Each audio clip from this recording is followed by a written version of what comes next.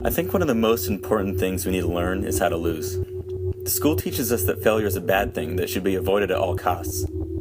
It's looked down upon when we turn in our homework late, or get a bad test grade, or give a wrong answer in class. I'm not saying you shouldn't try to avoid these things, but that failure is actually a vital part of our success. And it can actually be a good thing sometimes. You learn more from your mistakes than you do from doing things right. The first time I really realized this was during sophomore year when I was in lifeguard training. When I was learning things like CPR and patient assessment, whenever I did something wrong, I'd never make that mistake again. The same thing went for when I was working on the beach. Whenever I do something wrong, it just helps improve me. I've definitely learned a lot from lifeguarding. The amount of responsibility it has taught me can't be paralleled by any amount of responsibility I might have learned in school. Being a lifeguard has definitely changed me for the better.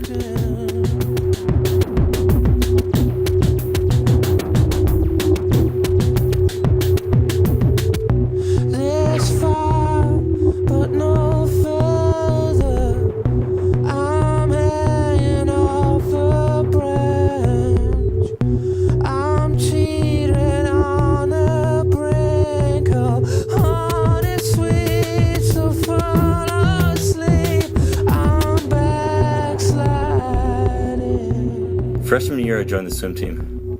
After 4 years in varsity, it's taught me not only discipline, but how to lose. Freshman and sophomore year were nice. I was beating or matching my times at every other meet. And at the end of sophomore year, I was awarded most improved. But after that, everything sort of stopped. Junior year, my biggest goal was to break 50 seconds on my 100 freestyle. Long story short, it didn't happen. When league finals came around that year, I had a few small time drops, but nothing significant. Failure was the only word that I could apply to the situation. I felt like quitting, but I didn't. Instead, I took that failure and turned it into a type of motivation that I had never experienced before. Senior year, every time I did bad at a meet, it only fed my desire, my need to break 50.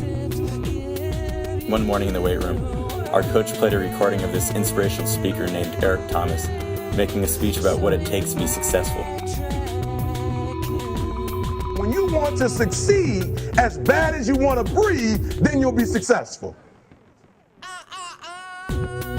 don't know how many of y'all got asthma in here today, but if you ever had an asthma attack before, you short of breath, SOB, shortness of breath, you wheezing.